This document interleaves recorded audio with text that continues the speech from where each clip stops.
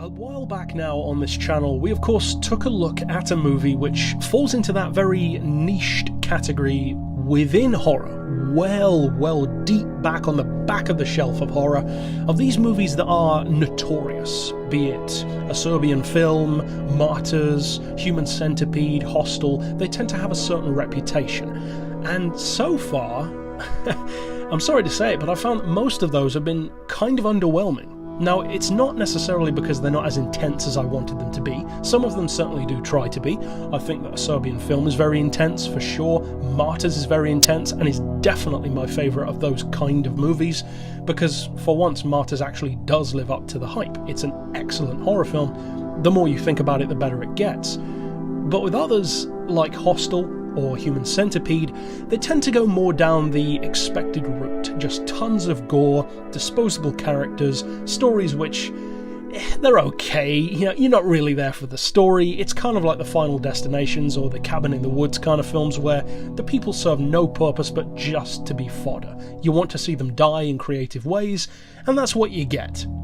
Now for me, with the first Hostel film, I did a review of that, and I don't want to get into it too much because of course you can just check out that review, but I found it to be a movie that was certainly not deserving of that reputation. It's not a bad film, but it's not a disturbing film. It's not even close to being a disturbing film. It's a movie which is certainly mean-spirited at certain points. It has torture at certain points, gore, violence, blood, all that kind of expected stuff, but at the same time, it's so over the top in terms of the characters, how ridiculously stupid they are sometimes, that it kind of makes you unable to take it seriously, which is one of the biggest advantages that Martyrs has. Martyrs doesn't try to scare you. Martyrs has the characters going through scary situations, and that's something which I personally would say, when you're making horror in particular, is something that you should really bear in mind. To make a truly scary film, you don't need to scare the audience. You need to show the audience characters going through scary things, because horror is not about you being scared, it's about characters being in a scary situation, and then if the characters are being told well enough and portrayed well enough and given enough meat on the bones for you to like them and love them, then you will naturally feel for those characters, because that's the point. That's good filmmaking. That's stuff like John Carpenter's The Thing. Recently, Hereditary does an excellent job of that, a number of others as well. Really brilliant horror. The Babadook, Black Mountainside, they also do it. Now, Hostel is not that. Hostel is like the cheap schlock of this kind of extreme cinema, because I think the problem that American horror has, and this is nothing against Eli Roth, I actually am a fan of the kind of projects that he takes on. I'm not always a super fan of the films themselves, but I like where his head is, I like that he tries to make these crazy films, and I actually do genuinely love Clown, which of course he had a role in making. But these ones suffer from what I would call American horror syndrome. And that is that when America makes extreme horror, they go about it in all the wrong ways. They go over the top in terms of just gratuitous gore with no real meaning behind it, happening to characters that you didn't care about in the first place. And it's not just Hostel, it's stuff like Saw as well. Now, with all of this being said, that's not to say that I hate the Hostel films. I just find them to be a bit disposable, the first one and this one. Now, as far as the scores go, for those who maybe watched that review and don't recall, or maybe haven't seen that review for the first one yet, it's fairly similar to what I'm going to give to this movie. Now, spoiler alert, I am actually going to rate this movie higher than the first one for one very specific reason, and that is to do with the characters. Because if you've seen the first movie, sorry to say, but you've pretty much seen this one as well. It's the same plot, but happening to 3 girls instead of 3 guys. And that actually leads me into why I'm giving this one a better score. And it's not just because I'm a guy and I'd rather watch women. No, it's far more than that, trust me. There are plenty of films that you can watch if you want to see women. But the reason why I'm giving this one a higher score, in one particular way that we'll get to in just a second, is that the fact that they're women, but not just women, but the kind of women that they are in this film, it makes it more fun. Because they're not as stupid as the guys in the first film. They're still pretty stupid, but they're not as stupid. They're not just these completely gullible kind of children in men suits, which is what the guys in the first film feel like, just constantly running and sniveling from things. Whereas in this movie, they actually fight back more than the guys did, and I liked that. It was more interesting. You know, you can only root for a character so much, and you can't root for someone who's not willing to put any effort into saving themselves from a situation, and at least in this one, they actually put forth more effort to do that. Now, the story itself, if you haven't seen the first film, what are you doing? See that one first, then come to this one, but I'll assume if you're watching this review, you've probably already seen at least the first one, if not this as well. So if that is the case, I'm going to go ahead and say that the plot is similar. So it revolves around, a travelling group of girls on holiday, get involved with some shady people on the way, just like in the first movie. It's with guys in this occasion instead of the reverse in the first film, and they end up getting involved in this shady organisation for rich people who want to play. Let's put it that way. So if you've seen the first film, you know exactly what I'm talking about. That's the way it plays out again. So really the only difference is the characters, the main characters. So from a certain point of view, did the film need to be made? Well, not really. To be honest, it didn't really need to be made.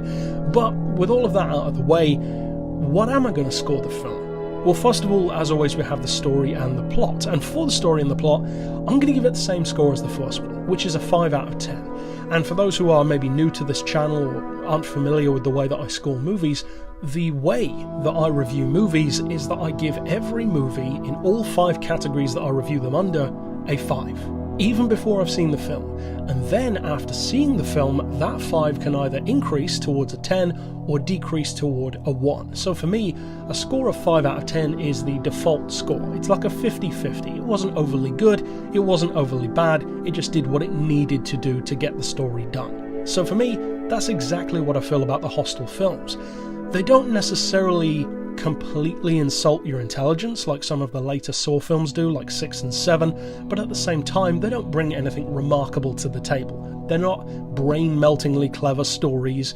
For sure, they're very simple, they kind of need to be for what they're trying to tell, and so for that I give them the credit of carrying that out, but it's nothing special, so it's a 5. It's a default score, did what it needed to do. As far as the characters go, well, that is where I am going to give this movie, the second one, the advantage over the first, because of the reasons that I said earlier. They are more interesting characters, they feel like they have more going on with them rather than just horny guys, which is what they are in the first film. Not saying that these women aren't horny as well, but at least they have some more mental faculties, let's say, in this film to fight back, to try and think their way out of scenarios. And that made it more interesting, for sure. They're just more interesting characters, and you kind of get more backstory with these girls than you do with the guys in the first one. So for that, I'm going to give it a 6, whereas with the first film, I gave it a 5. Just a little bit above par for this one. And I would actually say that they're easily better than in some of Eli Roth's other movies, or just horror in general. There are a lot of really stupid, completely unlikable characters in horror. That wasn't quite the case here. There is plenty to like as far as the characters go, in that, again, schlocky, almost B-movie, campy kind of way. Now, as far as the visuals go, I'm going to give it the same score as the first one, a 7 out of 10, which is quite generous, I've got to say. And the reason why is pretty obvious. If you're a horror fan, if you're a gore fiend, then you'll get your quota of blood and gore and horror in this movie. It's not the goriest thing ever, so you won't necessarily be satiated, but it gives you some. It gives you some to work with. There are some more sadistic torture methods in this one than in the first one. Still not necessarily anything that's quite as visceral as far as the ankle cutting goes in the first film, the Achilles, which was very effective, kind of Pet Sematary style. In this one, not so much. I don't recall anything being that as effective in its simplicity, but of course there's the hanging upside down scene, which I won't spoil any more than that, but there's iconic gore in this one as well. So I'm going to give it a 7, again, just like the first one. As far as the audio, the soundtrack, well, just like the first movie, I'm giving it a 5. I didn't find the music remarkable or even overly memorable. It does the job. The sound effects of horror, especially gore and blood, can very easily be over the top. That's something which some Korean and Japanese horror tends to have kind of a problem with. They go really over the top with the splatter sounds. I personally find that a bit annoying. It's not that bad in this one, but it's not remarkable. Again, it's a 5 out of 10. Not too bad, not too good, just did what it needed to do. And finally, for the rewatchability and entertainment factor, well, for that, once again, I'm going to mirror my score of the first film with a 5. Because to me, the problem with the Hostel films is they kind of work against themselves, and this is just for me personally, of course, in as much as the whole point of these just simple, in effect, gorno movies, as some people refer to them, the purpose is that you go in, you get your fix of gore, you come out, and maybe you want to go back again to experience the deaths. Kind of like with the Final Destination series. You can go back to them and enjoy again and again. The Hostel films, for me, don't actually have that. They do have the gore, and yet I don't feel inclined to go back and rewatch them. Now, for other people, that is definitely different. I know some people who do like them much more than I do, so that's fair enough. Of course, if you want to love them, for sure, love them. And they, I think, do to some degree deserve a place in more extreme cinema. They just don't deserve the level of name that they do have. They definitely don't deserve to be up there with stuff like Martyrs. But overall, again, it's a 5, so I'm not hating on it, I'm not loving on it. It's down the middle for me. I might rewatch it with someone else, but even then it's unlikely, because there are simply better options out there, like Martyrs, for instance. But overall, that means that as a tabulation of the 5 categories put together, I'm giving Hostel Part 2 a slightly higher score than the first one, which was a 2.7. This one I'm giving a 2.8 out of 5, which works out to be a 56 out of 100, a 5.6 out of 10. Yeah, it's not too bad. And that pretty much should give you some idea of what you're in for. It's a movie which gives you certain things that you want to see and perhaps lacks in some other ways. It doesn't have too much depth to it, and for me, not too much rewatchability either, but if you're a gore fan, a horror fan, a grimy, nasty, bloody, mean-spirited horror fan, then sure, check it out. It's got at least one viewing's worth of hit, and maybe if you want to go back and rewatch it, sure. If you enjoy it, I hope that you do, of course. It's worth checking out once, I would say, at least, just like the first film is. But that's it for this pick, of course. I'll see you guys next time, and as always, thanks for watching.